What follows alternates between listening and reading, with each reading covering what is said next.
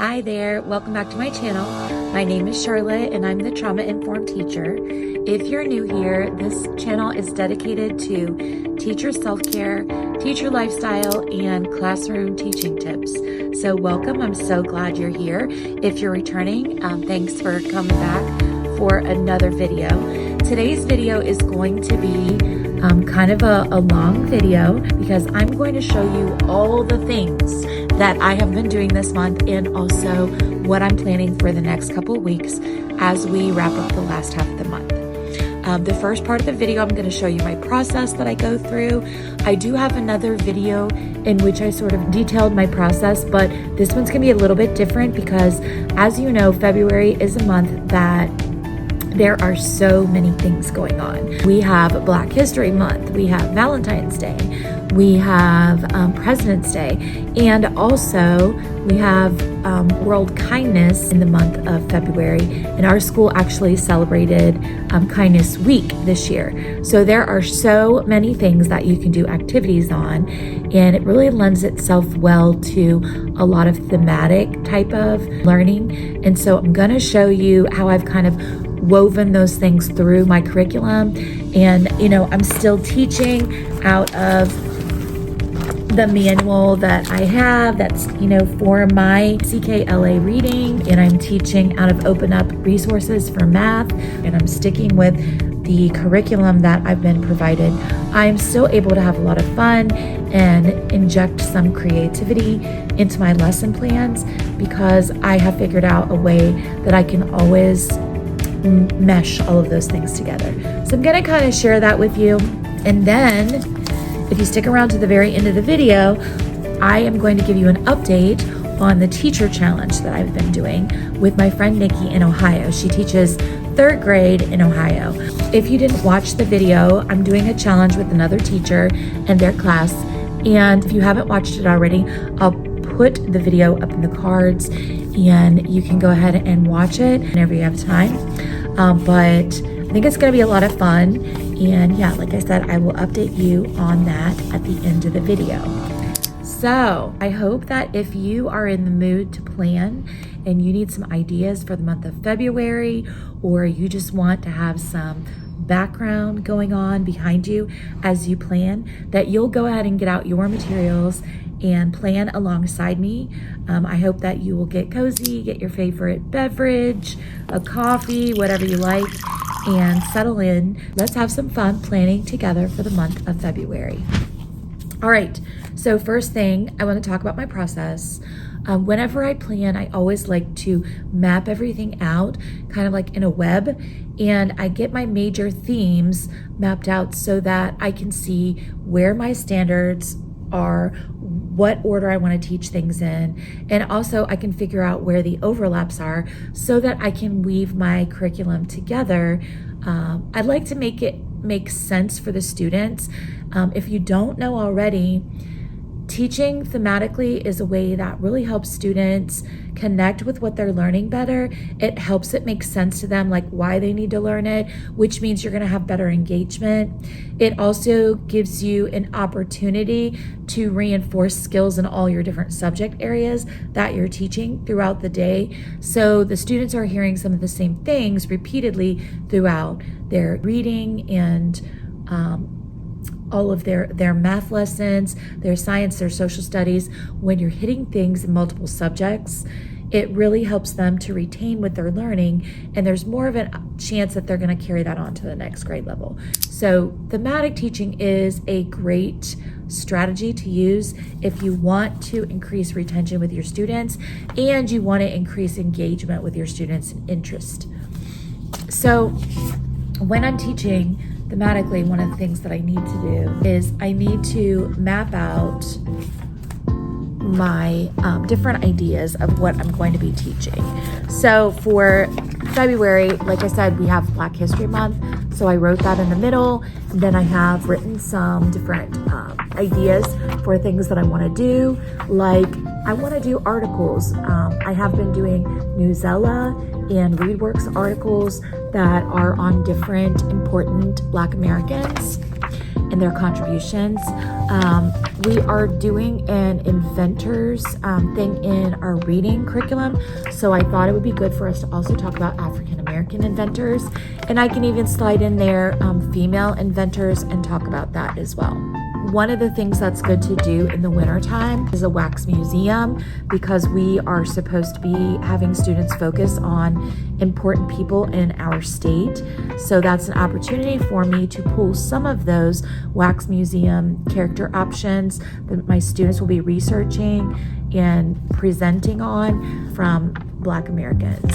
So that is my Black History Month web. Then another thing that we're talking about is colonial North Carolina.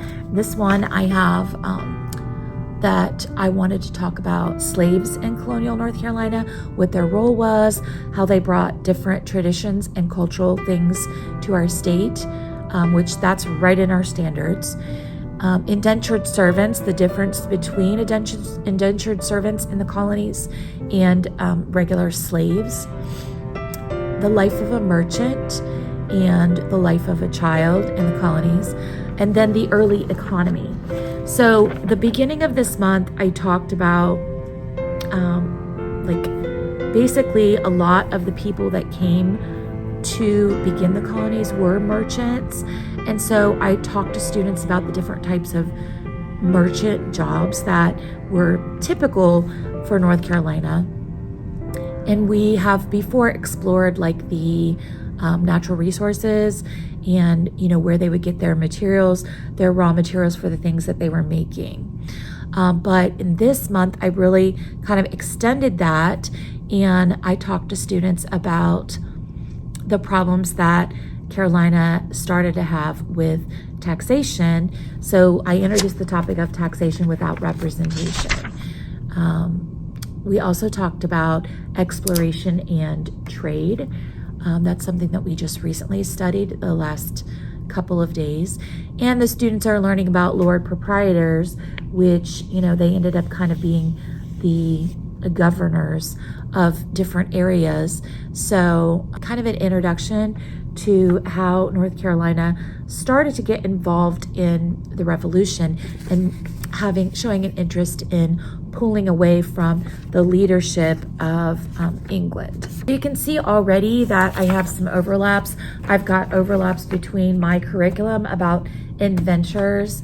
I have overlaps with that, with important people in North Carolina, which also goes along with my early colonial North Carolina. All of those things kind of overlap with each other. My Eureka unit, obviously a lot of those things are planned out for me because this is our reading curriculum. However, it's good to notice how things are connecting, and one of the things that connects is women in science, famous inventors, and then STEM, because a lot of the inventors were interested in STEM. So any type of STEM project that we do related to this unit can go along with our important people in North Carolina and how they invented things that they needed to make everyday life better. We also are including our challenge with the other class in here. We did the Warhead Challenge, and I'll put a little clip of it here, but I blurred it out because I am protecting students' privacy. But the Warhead Challenge that my students participated in with the other class in Ohio was to demonstrate perseverance and sticking with something until you get to the sweet part. And so we've talked about growth mindset a lot, that inventors have to model a growth mindset because they run into problems with their inventions and they have to keep going until they figure it out. So then we have our poetry unit, which right before we started the inventors unit, we finished up a poetry unit at the beginning of the month. And we talked a lot about sensory language, rhyme, repetition, narrative poems, their favorite memory poems, simile, metaphor, alliteration, and idioms. Those are all things that we have covered in the first couple weeks in our poetry unit. As part of the poetry unit, my students created a number of poems, and I had them write the poems on some cute Valentine paper. And then we created a little booklet that the students could take home. They also picked a couple of their favorite poems that they read in our anthology that we had for our reading curriculum. And so they ended up with a book of, maybe 6 or 7 poems. And they had a front cover that they designed themselves.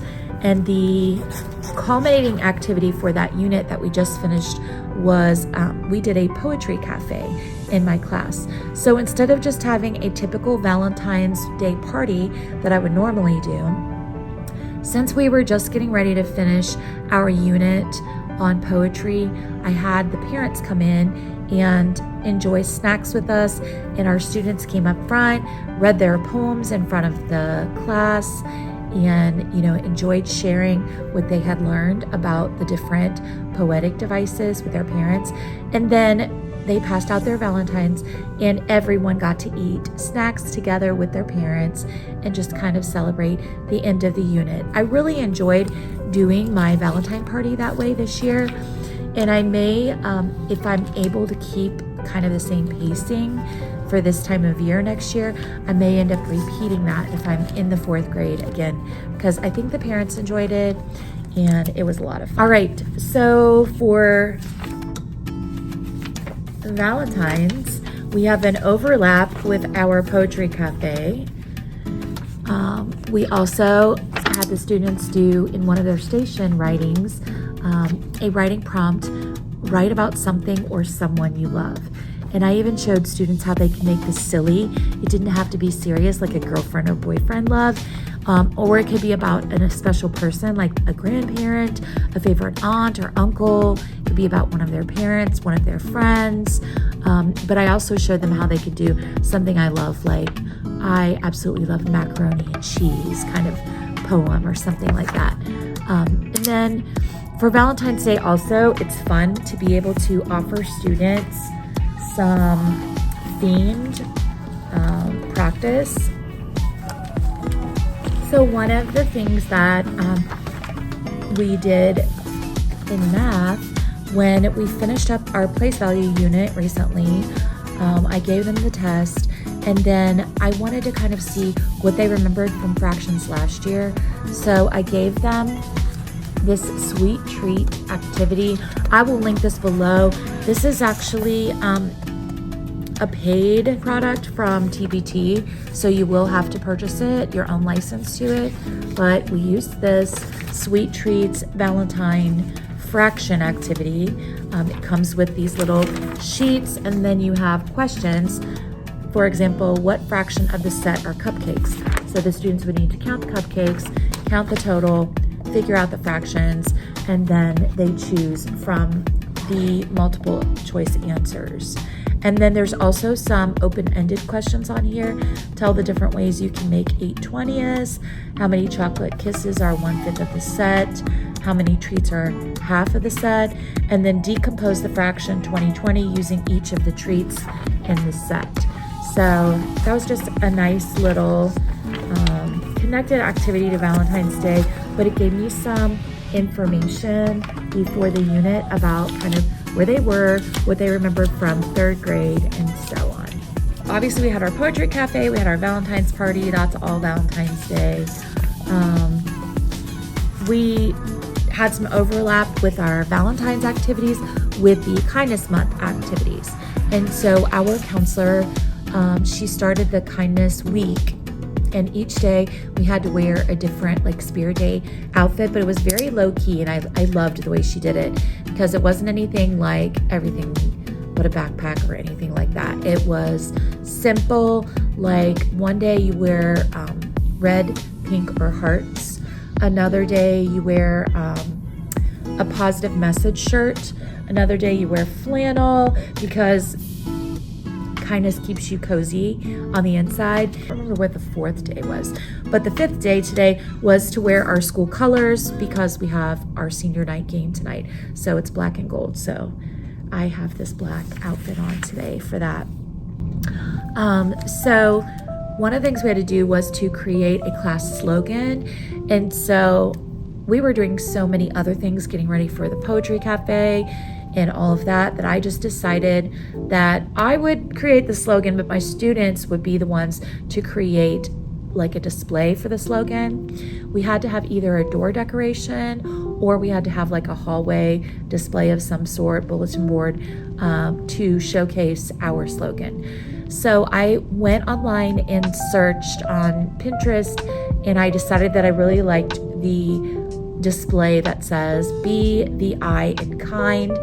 So I put up poster boards, and then the students trace their hands on Astro Bright paper, cut them out. We use that to decorate the letters, and then of course I left the one poster board blank so the students could stand in that poster board and actually be the eye. So the idea is teaching students that kindness is going to come from them, and they have a responsibility to create kindness around them by being nice to others. So in addition to making the hands, I found this heart pattern that was a free TPT product. It was actually a paper that had a heart in the middle, so it was lined all over. And then we just cut the heart out, and I told students to only write inside the heart. They had to write one way that they could be kind. This student says, I can be kind by helping people if they need it. And then I told them to write in their best printing, and we hung them up around the outside of the display, and it just made a really nice display. We also took a class picture in front of it because our counselor really liked it, and she wanted a picture of all of us together. All right, so those are all of my webs. Like I said, normally I wouldn't have, oh, you know what, I lie. There's a science one in here too. And let me get it out. Where did it go? Here it is. So this is one that I'm getting ready to plan for the next couple of weeks. We are going to begin our One School, One Book, which if you've never done One School, One Book before, it's just like it sounds. Everyone is reading the same book in the whole school. Every family gets a copy of the book, one copy per household. So the oldest sibling will get it. And we sent these home today, but we're reading The Water Horse, and it is by Dick King-Smith. Dick King-Smith is also the author of Babe the Gallant Pig. So this is supposed to be a quick read. I've read the first chapter already. It seems really like cute. I think the kids are gonna like it. The idea is that they find this like mysterious creature at the beach when they're collecting items from the beach. They bring it home and they put it in the bathtub, and it turns into this like seahorse. And basically the rest of it is the story about their adventures with the water horse. So because of that, I decided it'd be a good time for me to do in science our like hydrosphere unit, but in 4th grade we don't call it hydrosphere. We just call it like our water unit. So I will connect the topics from the water horse to our studies of oceans, the sound, the marshes, rivers, ponds, lakes, streams, and then the benefit of the different types of water, how we use it in our state. And then there's also a section on glaciers. So those are all of my webs, but because they do overlap so well, it's not as much as you might think. I could consolidate some of these really because there's a lot of connections here. So once I think about the connections, then I have to sort of figure out what is the order that I'm going to teach things in. So in the beginning of the month, I was finishing up place value. Like I said, I was going into fractions, and because the beginning of fractions was going to hit right around Valentine's Day, that's how I decided it would be good to do something like this. I also gave students a couple of sheets that were like this. This is a numbers and fractions from 3rd grade, kind of like a pre-test, and it's very like simple one pager. I had 3 of these that we did at different times, different days, and it's just like 10 problems. It allows them to show what they know about that particular standard from our curriculum. And that way I was able to really get a good assessment between that and between the responses from this activity. I had a lot of good like formative information that I could use to help me plan what I needed to cover in the very beginning and what types of supports I needed to give my students. So we did that. We worked on our finishing up our poetry unit, and we also have been doing, when I do stations, I always have some sort of an article for students to read that has questions similar to the types of questions they would get on the end of grade test for our state. So we did a little history of Valentine's Day from News ELA. We did a book with idioms because we were learning about poetic devices. And so this one is, she's as cool as a cucumber. So I drew the actual person being a cucumber on ice. And then my little friend that did it with me, she drew what it actually means, which it means that she's calm and not stressed. So she showed a picture that showed someone being calm working. And so this whole book is like this, where it's like the funny meaning and then what the author actually intended. I also have copied multiple copies of articles that were about African American contributions to our culture in the United States and in North Carolina specifically. This one is about a food discovery, which was sweet potato pie, which is a very important dish in early North Carolina. It came from the slaves that were brought over, and this was originally an African dish, and so that is how it became very popular here in North Carolina, was because of the slave trade. So we talk about that. The students read the article, they learned about it, they answered the questions, and then we have a little discussion. I also utilize these social studies weekly, which I really highly recommend these because they are so good. They have one that is geared towards your state. So this one is about the natives of the Piedmont region. And it talks about indigenous peoples basically.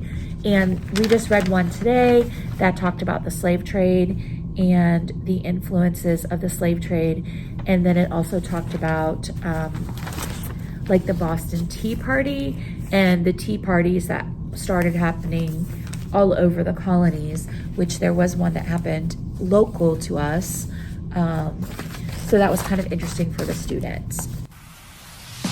And then this actually came from my lesson on taxation in the colonies and how the merchants got upset because Britain was starting to tax them on things that they had purchased from the colonies, and then they created something new with them and then sold them back for much more. So there was a high tax on some of the goods that were actually originally coming from the colonies. So this is an activity where the students have to figure out how much can they get for $10 without tax, and then how much can they get for $10 with tax.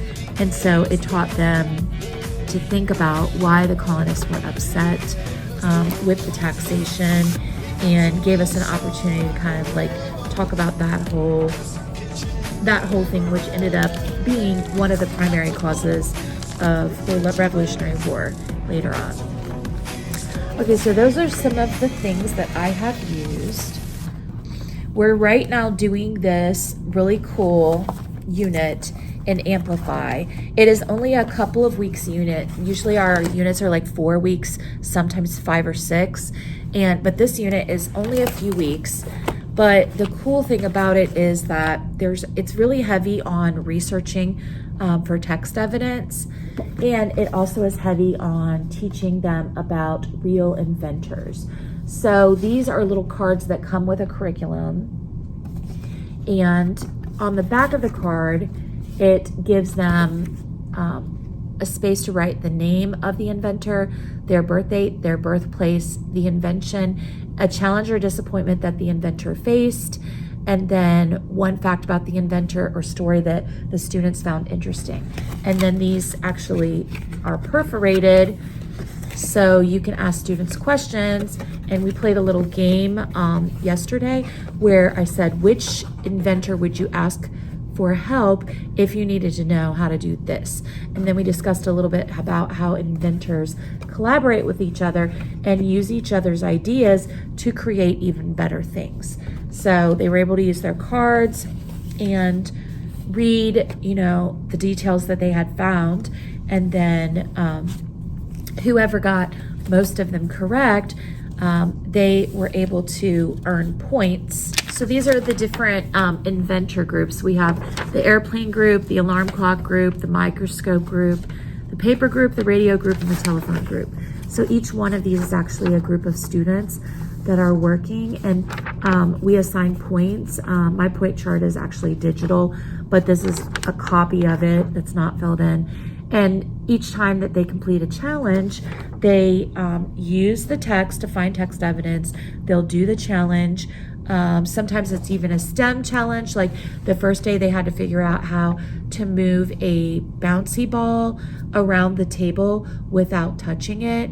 And I gave them straws, pencils, and tissues. And they had to come up with a way without touching the ball to move it around the circle of their peers. And so that was their first challenge. So the curriculum comes with these little wheels, and each of the wheels is a different challenge that they have to meet.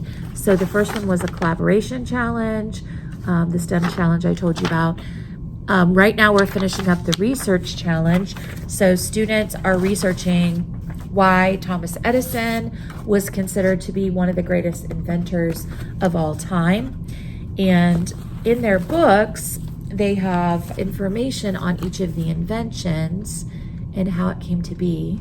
So they're reading and they're pulling out the key facts. This one that we did was obviously the light bulb.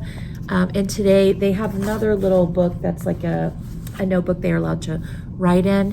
So they read about what we used before the light bulb and what the drawbacks were. Then they read about the invention process and what Edison had to do to make an invention that was better than what was around, and then the impact of that invention.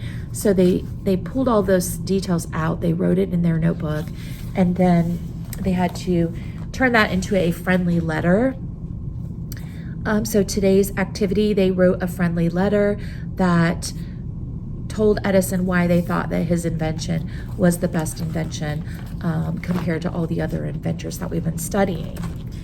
All right, so that's kind of where we have been so far. Been doing a lot of Black history articles, a lot of inventor articles, some of them overlapping. So from here,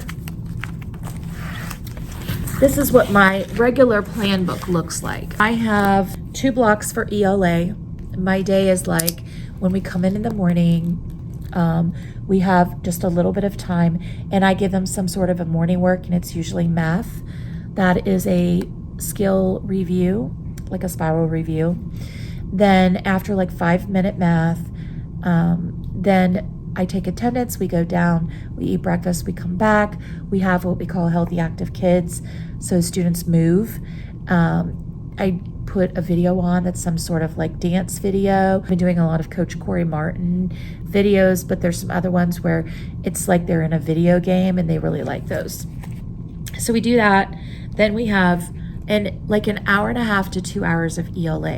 So the first part of ELA is usually my direct instruction, and the second part is my station time. So I have to, plan for what I want to do for my mini lesson with the whole group, and then I pull small groups. Sometimes I'll pull half of the class and the other half. Sometimes I'll pull them one table at a time. And then they do some of these things the writing prompt that I talked about, what that was for Valentine's, and the articles about the different important Black Americans that I wanted to highlight. They have another station that's like their AR, so they're working on an AR book that is just a good fit for them, which, if you don't know AR, it's accelerated reader, and there are quizzes that go with the books once they finish, and they can earn like certificates and prizes and coupons and things like that. And then the other station is what I like to call my star station. My star station is like whatever I need to put in there. So some weeks it might be a project that we're working on that we started in social studies or science and they need more time, so I'll put that in there. Other times they're working on adaptive reading, that is helping them with the skills that they personally need to practice, or they're working on adaptive math some days, or they're doing like legends of learning on a topic that we're learning, that kind of thing. So it's only teacher approved games, and much of it is geared directly toward the skills that that student needs. So that's kind of like how my setup is. So if you look in my plan book, I have 2 blocks for ELA because I need a space to kind of talk about what that station time is going to look like, and that's different from my time with the whole group. And then I have my block for math, which, like I said, I'm using Open Up Resources. And then I have my science and social studies, which I don't do both of them in the same day. I alternate. And sometimes I'll do a couple of days of one, depending on how long the lesson takes for what I'm trying to get across. And then, a day or 2 of the other. And then I have my intervention time, which we have been given some books to use for intervention. That reminds me, I need to copy. This is called the STARS, Strategies to Achieve Reading Success. And this is the teacher guide one, but the students have one topic that they're working on. So like there's an article, and this particular one that I'm looking at right now is drawing conclusions and making inferences. So for 1 week, the student will have to work on passages, doing that skill, drawing conclusions and making inferences. So they're all working on that to do a review of everything they need before the end of grade test that we do. This one is called 4th Grade Common Core, Next Generation Learning Standards, and it is Argo Prep.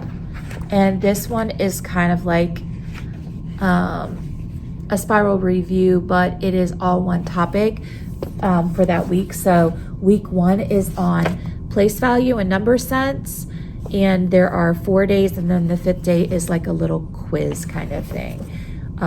So we're doing these also during our intervention time, and then if they get finished, then they do an adaptive math or an adaptive reading practice for additional like practice on their level.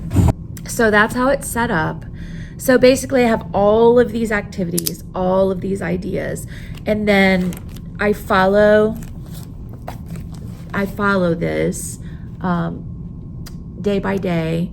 And I'm usually, because I'm doing whole group and small group, sometimes it'll take me 2 days for a lesson, but sometimes I will say this lesson is better suited to whole group for the whole entire lesson. And in that case, it takes me 1 day. So I'm actually not doing too badly on my pacing, because even though I am splitting my kids into groups for part of the time, I have managed to give my kids enough of the activities that go along with their small group lesson in the stations that allows me to kind of keep moving forward and not take too much time doing those groups. 1 week looks like this. On Monday, when we started on February 1st, we actually had an assessment for our previous unit, the poetry unit, and that took us 2 days to do it. So that was February 1st and February 2nd, and that was our ELA for those first 2 days. Then on February the 5th, when we came back, we began the Eureka book, and this is sort of a game show type format, which is really cool because there's little videos and like things that the inventors read to you and stuff like that. And then there's script for the teacher to read that kind of gets them into that like game show kind of mentality. So our lesson 1, we started that. That was where they had to do a STEM challenge. And then the next day, I had to have a sub because I was in a meeting during that time. So instead of giving them a lesson out of the curriculum that was difficult, I gave them a Black History article and then adaptive reading practice. And then the next day, we did lesson 2, which was another challenge. It was the game that I talked about with the cards. And then the students had to start doing research. So the students researched all the cards, and then we had the little game at the end where they had to use their cards in order to answer questions and kind of like make inferences using what they learned. The next day we started off with our wedges that the students had earned and giving out points. And then I introduced students to the friendly letter, what the format would be. And then I worked with students in small groups, and it took me several days to do that. Because it took us several days, we wrapped up. So here's where I have to interject a little bit. It seems to be taking me several days to do this video, as well as it's taking me several days to get through when I do small groups. So let's kind of like look at what we've done so far. So for the process, first thing, map everything out on these small things. Second thing, consolidate everything that I can. Third thing, decide what order I'm going to teach them in. So basically, I was not teaching all of the concepts that are on my maps in 1 week. I have to pick and choose which things are going to flow best from beginning to end. So for example, at the beginning of February, I was wrapping up my poetry unit, moving into my new unit with the inventions. So I'm gonna flow from more like poetry, Valentine's activities, into more of the focus on the inventors, inventions, and then also, how I can tie that into my social studies and my important people in North Carolina during that time period in history where the colony was looking at separating from England's rule. So those are the things that I'm moving into now. As we're going into plan this past week, the students have continuously worked on the Black History articles and important people that were Black Americans. And now we're really going to be able to focus more on the invention side of that. When it came to my science, I wasn't really focusing on any kind of topic integration with science because it didn't lend itself to that like my social studies did. So now as we move into the next part and I'm starting the water horse, I'm going to of course pull that in. So when I'm looking at my plans going into the next week, I'm thinking, one thing that I need to do is start the water horse, introduce my new concepts in science. I need to connect back with inventors and important people in North Carolina. And then when it comes to my special activities, I also have a soil and water poster contest that's going on for the Conservation District. If you remember, earlier this year, we went on a field trip to the Hyde County Soil and Water Conservation's Eco Day, and we learned all about the things in our ecosystem and how we make use of those. So I'm going back to that now as we get into our water unit, and students are going to be participating in this poster contest in which they can actually earn cash prizes for first, second, and third place. So we're going to be working that in. I need to make a couple of days where students have time to work on these in class, and I need to make time for the water horse, which I'll probably make use of our AR time for this because it can be used as an AR test for the students, and it'll be something that we do together as a class. Looking at my empty plans for this next week, I need to plug in my different things that are important, as well as figure out how to schedule my main curriculum for ELA and for math. So when I look at what we're going to focus on, it'll be the Earth's water. Kindness activities have phased out, even though we'll still keep talking about it to reinforce it. Valentine's activities have phased out. Poetry unit has phased out. We'll just use that during intervention to touch back. We're going to still be working on our connections to inventors and the Eureka unit. Still be connecting to Black Americans and still be working on colonial North Carolina. So as I'm thinking about going into the spring, I have to plan a field trip. And one thing that came to my mind was that after doing all of this, the Dismal Swamp has a great trip that talks about the importance of transportation on the rivers and streams in North Carolina, and how the colonists used that, and how also they had businesses that relied on it. So that might be a good thing for me to kind of keep in the back of my mind and write down. I'm trying to determine whether we're going to go there or whether we will visit. There's a mansion that's in New Bern. That's a little bit further of a trip. So I do need to start planning that in the near future. I'm just going to make a little note for myself. Plan spring field trip. It doesn't have to be done immediately, but it should be done in March so that we're ready and we can get it on the calendar and get it approved by the board. All right. So looking at where we left off, all of my groups have now finished. They do need some more time for writing their friendly letters. So when I look at my stations, I'm going to go ahead and plug in my stations.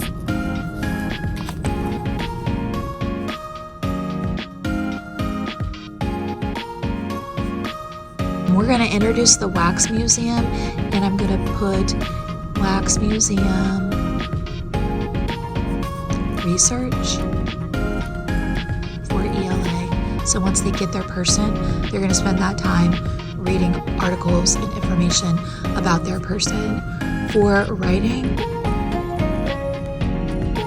they will finish Thomas Edison letters.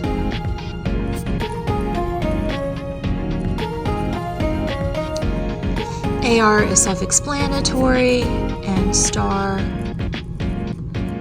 will be Prodigy. Oh. That'll be Prodigy for the first 2 days, and then when we get down here to the second 2 days, because it takes us 2 days to get through all of our stations, we will do Wax Museum research, because that will be ongoing. Writing, I'll have to come up with something else because everybody will be done by then. And then AR is self-explanatory, and STAR will have to be our water conservation posters. So then that will go for 2 days, and then we will have ketchup and pickles on Friday. And intervention groups.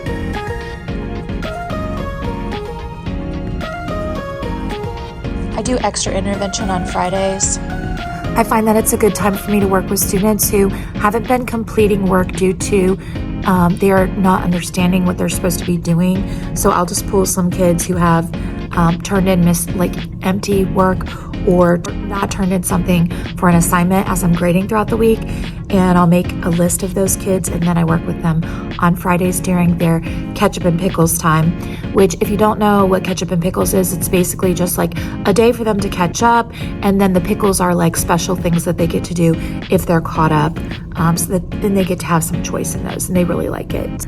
So that helps me plan for my second block of ELA all week. My first block of ELA, I'm ready to move on. In the third lesson, there's a part 2 to the third lesson, and we're going to do this as a whole group. So my Monday, it will be a whole group lesson, which it usually is because it's a good way to start off. Students, research, their team's invention,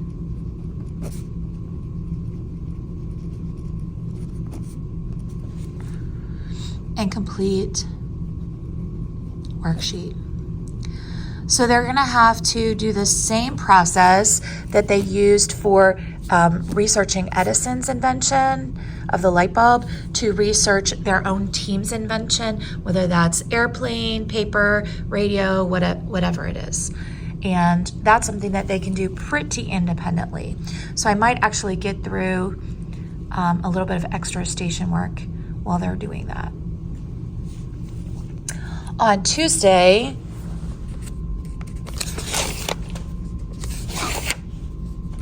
they're going to learn the skill of pitching, which we've already kind of done that in our markets. If you've been watching my channel, I showed where our class did a market. They all had come up with a product as a team, and then they created their product.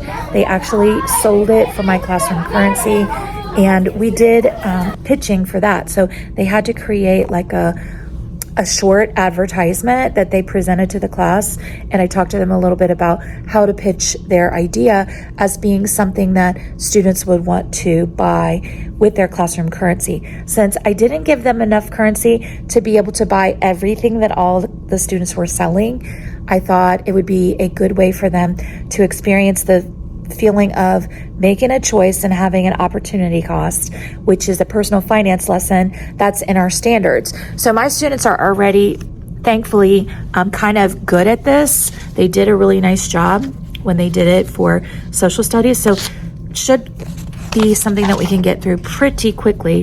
But we're going to go ahead and go through the topics in lesson 4 with the whole group. And students have to actually design a skit, which is something that we haven't done in here yet. So I'll probably have to give a lot of guidance on the skit part. So the lesson 5 is a lesson on, it's called Invention Breeds Invention. And it's a lesson on cause and effect, on how one early invention helped them come up with new inventions. In this lesson, the students have to do an activity they'll be familiar with, which is creating a kind of like dance, which we've just done movement, but basically the same thing, to help them remember a vocabulary word. So on lesson 6, they have to do, and that'll be Thursday, they have to write an explanatory text using details from their reading, and they have to complete a couple of building challenges. So that should be a lot of fun for them. I think I will put the pitch writing as my writing activity for the second round of stations on Wednesday and Thursday. And I'll have to look more into the text and see what part of lesson 6 would be good for small groups. I think my students are going to need a lot of support in writing their pitches and writing their skits. So that will be probably the part that I pull them for small groups on Wednesday. And we're going to do a whole group on Monday and Tuesday. Start off in a whole group on Wednesday and move to small group. I think possibly the documenting materials part, which is activity 6.3 in their notebooks. That might be the best place for me to provide support in a small group. But we won't finish this entire lesson on Thursday, because on Friday I always try to do more intervention. What I've also forgotten that I probably need to make room for is the extra time it's going to take to do water horse.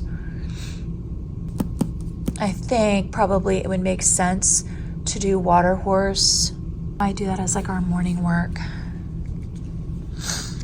Since we're going to start doing a lot of math intervention, although this will be a reading intervention day. This will be math. This will be math. This will be math. And this will be reading. And so on Fridays, they get extra reading intervention right here. And then this will be math intervention extra here instead of new material.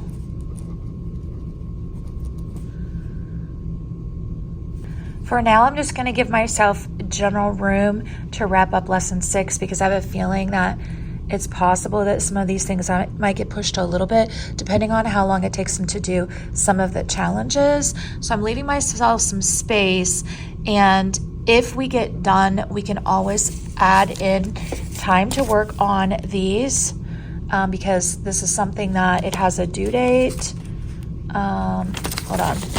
Test ends March 1st, so it would be a good idea to just leave myself some extra room, not knowing how long this lesson will take, and also not knowing how long the skits will take for them to get done.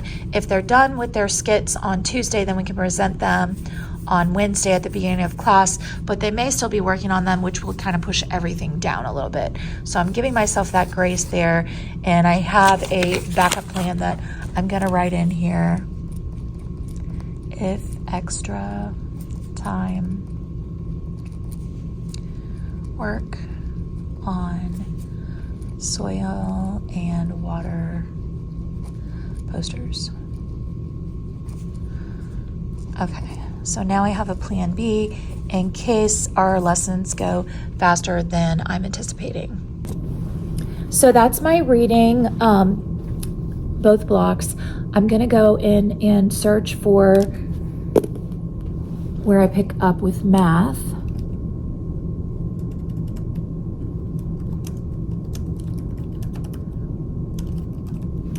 And I'm using the digital curriculum that's free. So when you type in open up resources, it's .org, not .com. Click digital solutions, free web curricula. You have to create your own account, but it is a free account. Then you open up K5 math. There's also middle school available. Open up your grade level, select that you're a teacher, and then scroll down and click explore. All of the units come up, and we are bouncing around on our units. So we're actually working on unit 2 right now because fractions is a very large part of our curriculum, and I wanted to do most of our work in the second half of the school year so that students would have it really fresh in their minds when they take their test at the end of the year. So this last week we did lesson 1, and we did a lot of like practice, and I did some hands-on things. So we're actually ready to move to lesson 2 because I sort of did a review of 3rd grade as we started. And last week we made these fraction strips, which was an excellent activity for them. Let me show you.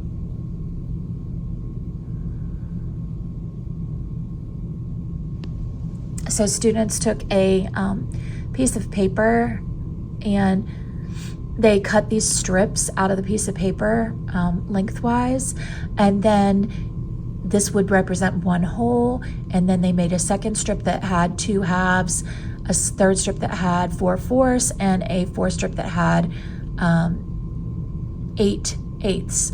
So then we talked about how to compare using the actual strips to build on a 1 and to compare them to each other. So they kind of got a little review of comparing fractions, ordering fractions, and just notating fractions.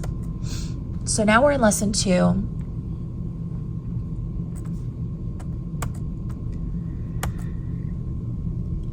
And we will get through one lesson each day for this, unless we run into some sort of a snag. What I like about this is it has a narrative for the lesson. It tells you all your materials. We do need straight edges for that activity. It has a student lesson, which when you open it up, you can run copies of all of the parts that you want. I usually don't do copies of the introduction that we're doing together. We do that on our whiteboards. And then when we get to the part where it's practice activities, this is the part that I would run copies of for the students. So this one is comparing fractions, diagramming fractions, and matching a fraction to a representative model. So that one will be on Monday.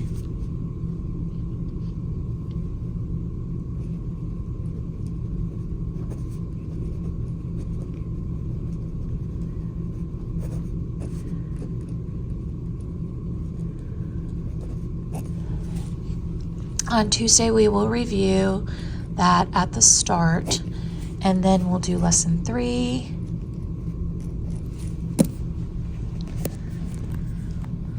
Oh, and the other thing that's really cool is that they have not only the student worksheets in here ready to go, but they also have slides for every single lesson, for every grade level.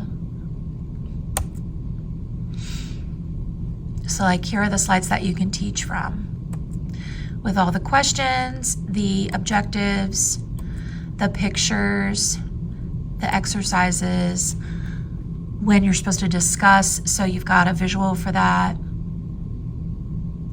This is lesson 3. In lesson 3, we're going to compare fractions with the same numerator.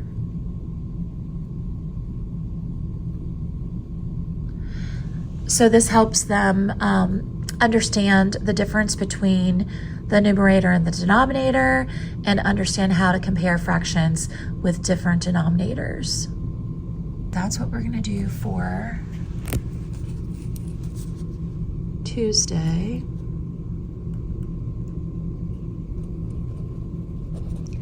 Compare fractions with same numerator. Now, just so that you know, this is my overview lesson plan book. This is not what I turn in for my lesson plans for my administration. We do have to turn in our lesson plans. I will link a copy of what my lesson plans look like below, because we got to choose what we wanted to do, but our basic framework is backwards design, and so we had to choose something that was compatible with that. And there's certain things as we are meeting in our PLCs that they'll ask for us to add to our plans. I felt like the backwards design plan that I found was very comprehensive, and even though it looks like a lot, there's much that within a unit I can just copy and paste to the next week, and then all I have to do is change the activities, the skills for each day, the materials for each day, and the assessments. So it actually, once you get into the routine of it, is not too bad to update and use. All right, so lesson 4.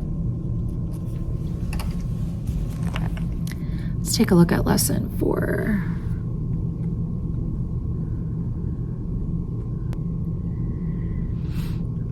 All right, in lesson 4, you're comparing fractions that have denominators that are multiples of one another. So we'll have to touch base on multiples. We did do lessons on factors and multiples earlier this year, so we'll have to come back to that and relate it to comparing fractions with multiples of each other in the denominator. So compare fractions with denominators.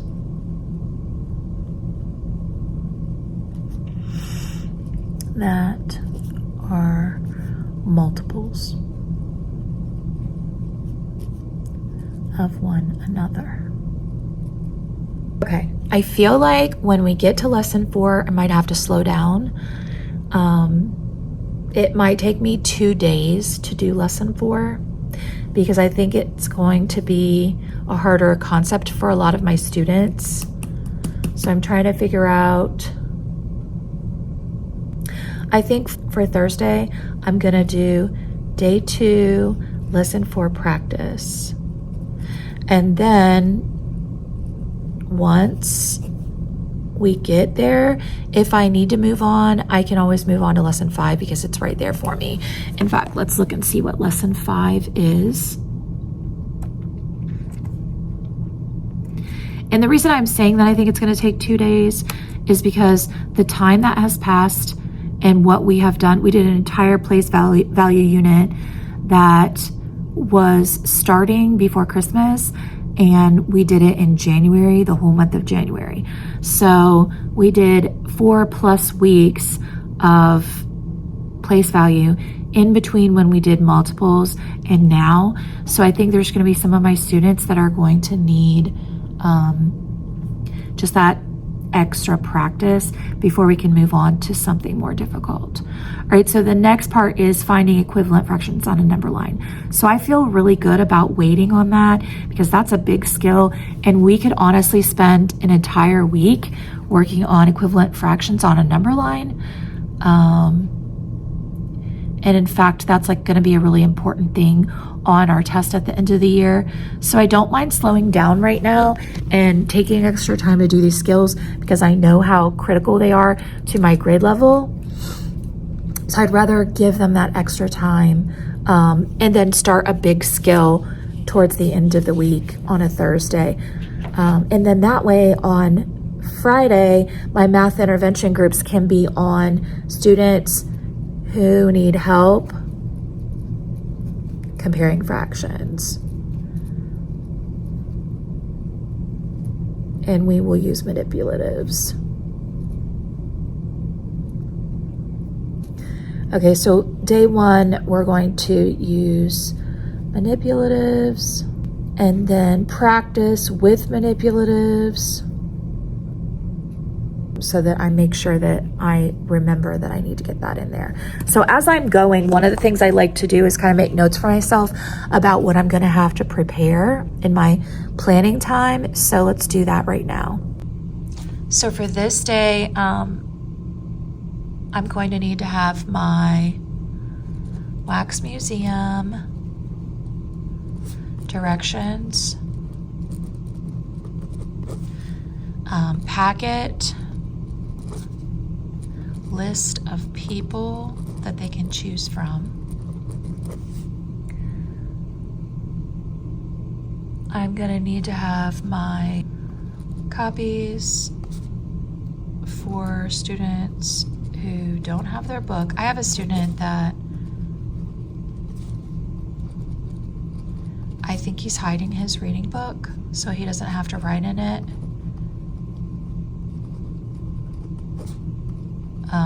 And I'm just gonna make copies for him for the whole week so that I don't have to worry about him telling me that. For math, I need to have straight edges,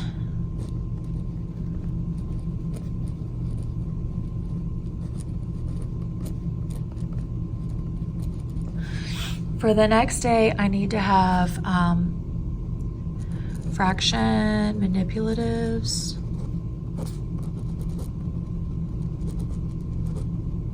and I'm writing outside my box here. Oops, it kind of bugs me. And then I need to have sample pitches.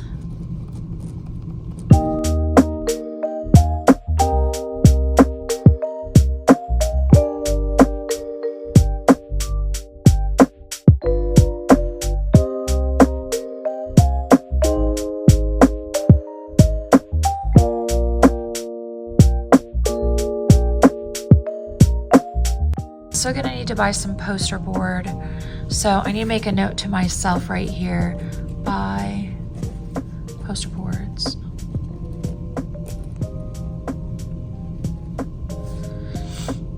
need to find out what the size of the poster board is allowed to be. Let's look at the directions here. All right, no larger than 24 by 36, 2 feet by 3 feet.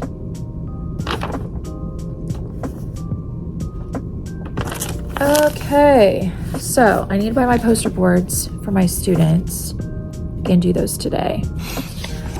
All right, so I'm finding it easy now that I've planned reading and math. The overview, not the specific details, that I can kind of like plug in what I want to work on for a reading and math intervention. So I'm going to focus during my time that I have them with that extra time on Friday. I'm going to work on helping any students that need to finish up with their pitching, because that's like a writing skill that asks them to put several skills together. And I think it's going to be one that I can see some of my students needing that extra support. So that's taken care of. For that extra math time during the morning on Friday, I'm going to work with students who need help comparing fractions. But for the afternoon intervention time, my reading topic for the week is text evidence, because it's something that we've done a lot of. And so I want to kind of see where students are at, how they could perform on their own, using like an overview, kind of like little quiz form. For math, I want to do place value because we finished that unit and I want to reinforce it now. So now all I have to do is plan the overview for my science and social studies. So I think that including the water horse, maybe the best time for me to start it would be during my science time. And then the other days I can do like morning meeting. I'm gonna give them a ed puzzle to start off with for like overview information. Since there's so much like direct instruction going on Monday, I think it's good if I give them something that's more of like blended learning, computer-based learning in the afternoon, so they don't have to like sit and listen as much. And then I'm going to introduce the soil and water posters on Tuesday. And we're going to work on them, work time. On Wednesday, I'll have more work time, poster work time.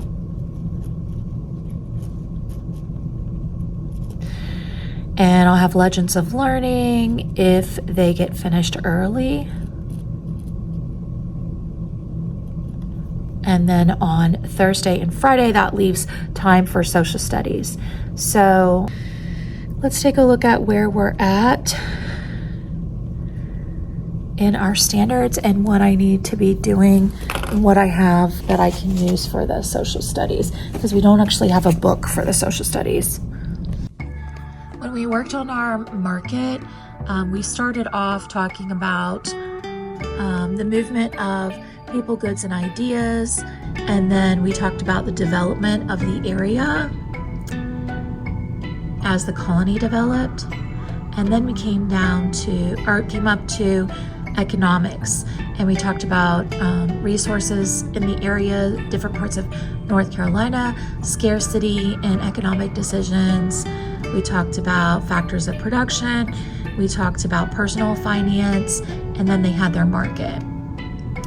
Then we came back after we talked tax. We did the lesson on taxes. That is what kind of brought us back to talking about the history of North Carolina and how they started to become involved in revolution, reform, and resistance. So that's where we're at right now. We're going to talk about the Revolutionary War and some different wars, the smaller wars that happened.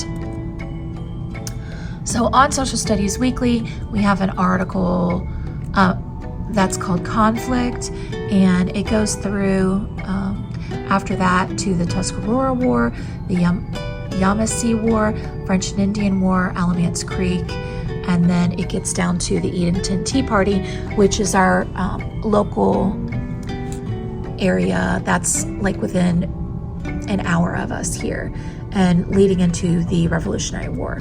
So that's what we're going to be working on. I'm going to go ahead and assign the conflict and the Tuscarora War article to my students for this week. I wonder how long this is going to take them.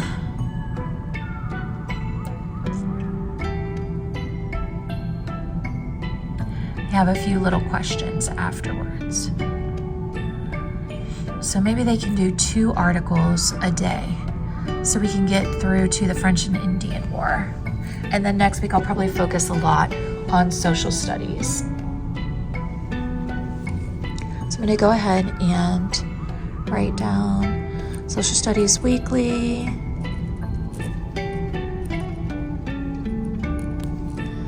week 24, articles 1 and 2, history and conflict.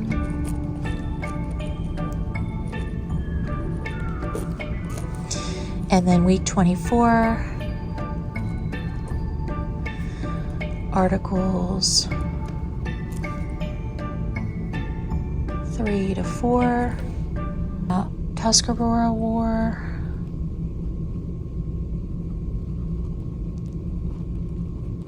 the Yamasee War, and the French and Indian War. Okay, while I'm on this kick, I feel like I want to go ahead and plan social studies for next week because I feel like it would be easy. So let's go ahead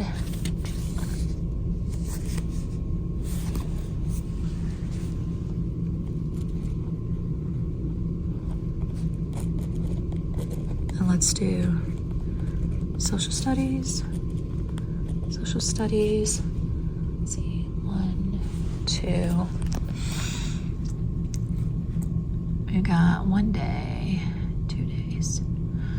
Okay.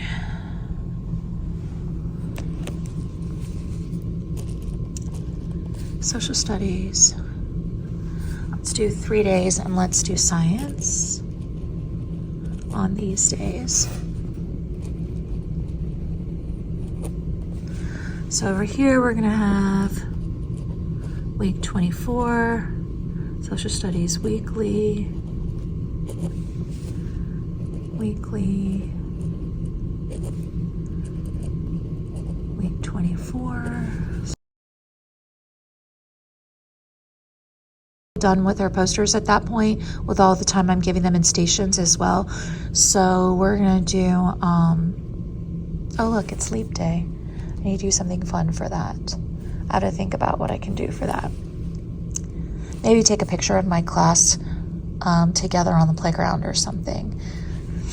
All right, let's introduce oceans.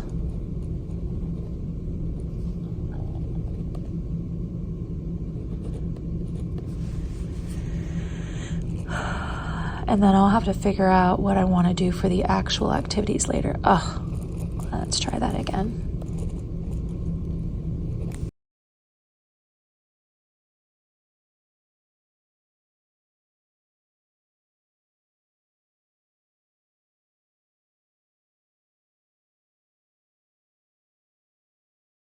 Okay.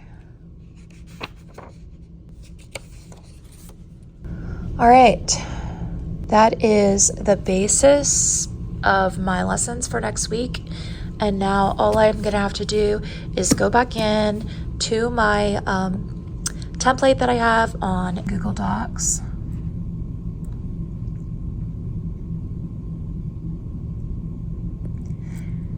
Here's an example one.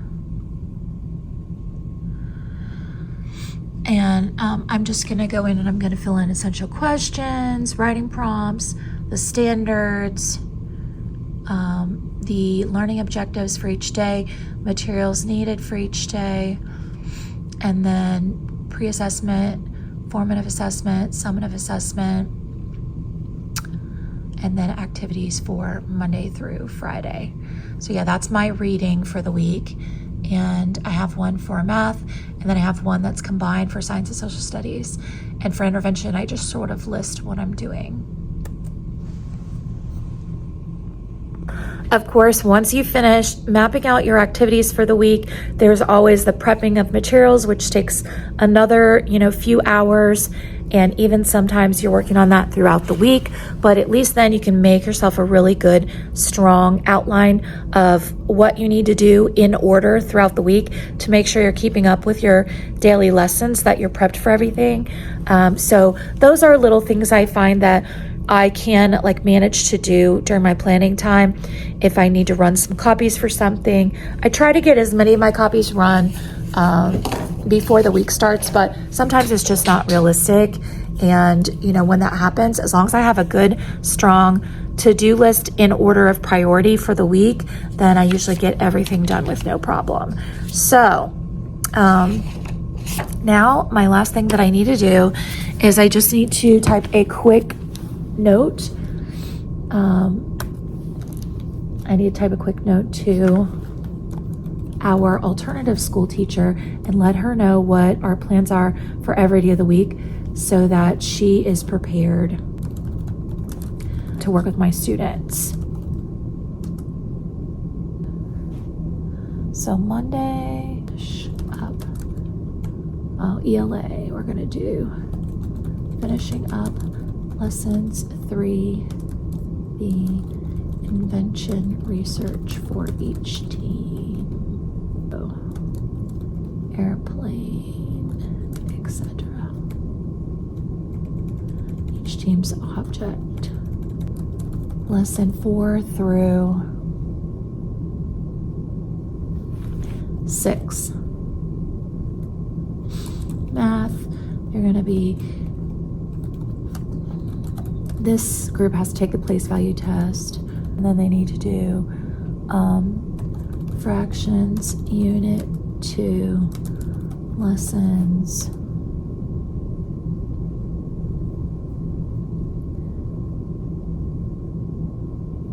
2 through 4, extra practice with lesson 4 before moving on to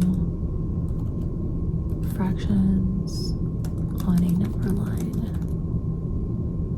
The other thing that I have to be responsible for, I have green folders, one for each day of the week for one of my students who goes to the behavior specialist, and I have to, as I'm copying things for the week, make sure that he has something easy to do for each subject each day that can be done without the whole class, and I slide those all in the folders, get those prepped and ready.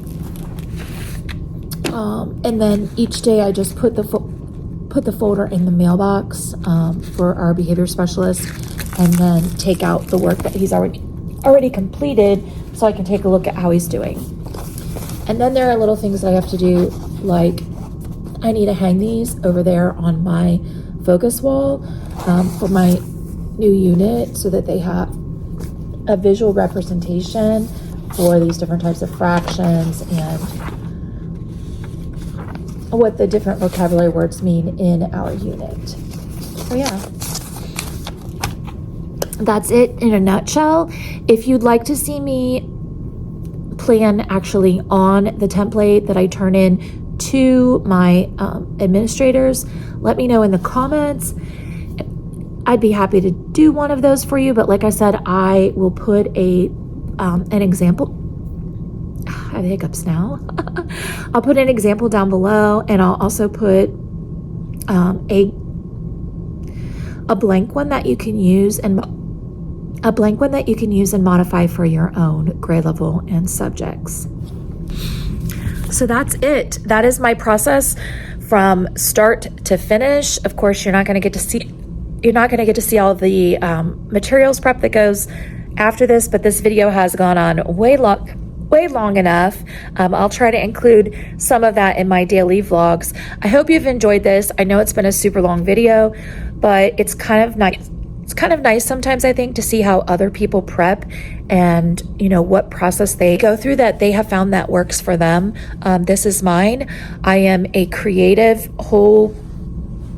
holistic kind of thinker, which is different. So if you're like that step-by-step, very logical, sequential person, this way of doing it might drive you insane. But for me, starting off with the whole picture and then working into the details is really helpful to me.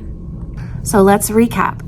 First thing I do is I take a look at my standards that I need to teach, my curriculum for my 2 core subjects, reading and math, and then I create any kind of mapping that I need to do with different ideas that I have around the maps. Step number 2, I try to connect my maps so that I can see how my different subjects can integrate with each other. And I add extra ideas of activities that might work nicely to bridge my subjects together to make it more meaningful and help students retain and be more engaged in what we're learning. Step number 3, I map out my activities in the order that I want to do them in my actual simple plan book that I refer to day by day. Step number 4, I will go ahead and put that in my template that I turn into my administrators. And then step number 5 would be to notify any people that I'm working with. Step number 6 is to gather my materials, supplies, and prep everything for the week and organize all of that. And then step number 7 would be to update anything I need to update in my room. So yeah, that's the process that I go through every week. I'm interested in knowing what your process is. If you want to add any ideas below that you think have made things easier for you in planning, please do so. But thanks for sticking around for the end of this video. And now I'm going to give you an update on the teacher challenge. Okay, it's confession time.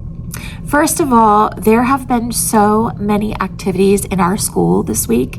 In fact, I recently posted a short, you may have watched it, about how exhausted I was on Saturday because this was the 3rd week in a row that I had to spend my Friday until 10 o'clock or later doing the extra duties that we're required to do as staff. Now, I do not mind coming to events, helping with my school.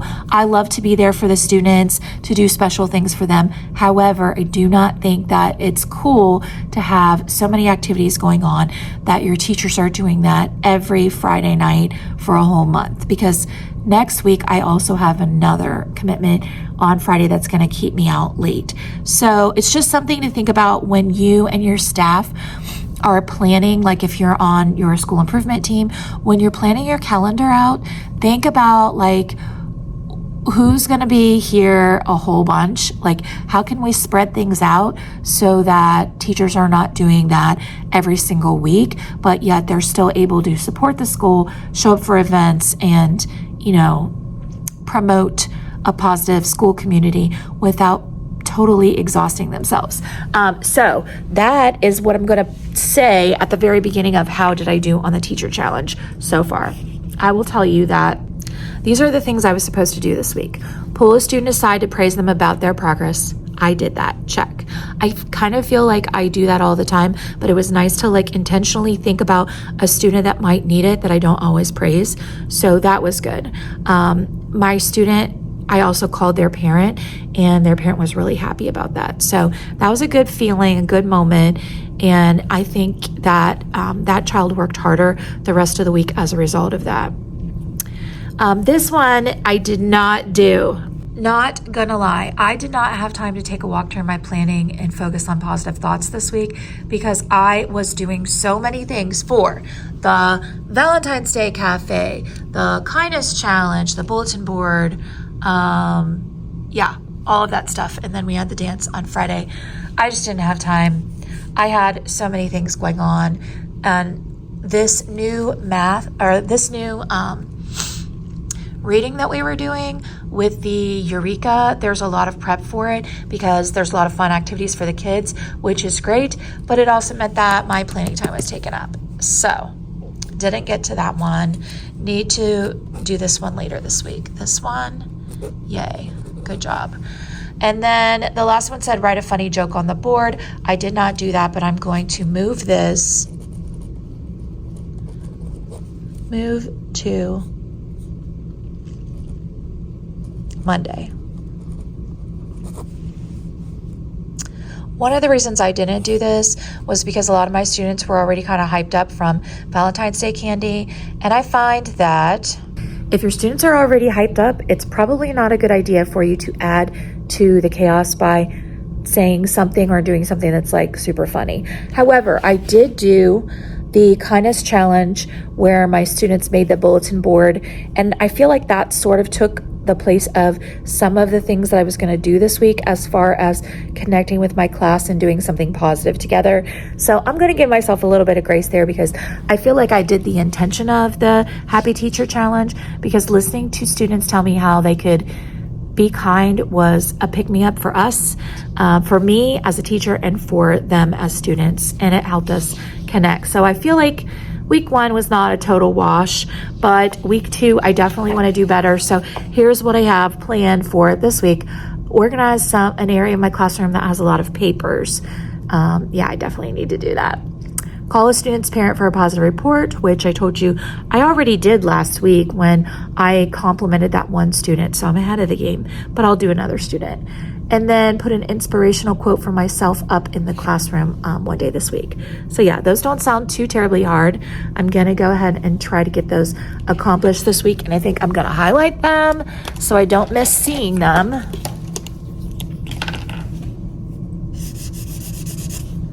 And then I have to meet up with Nikki and see how she's doing and how things have felt for her as she started implementing these things as well.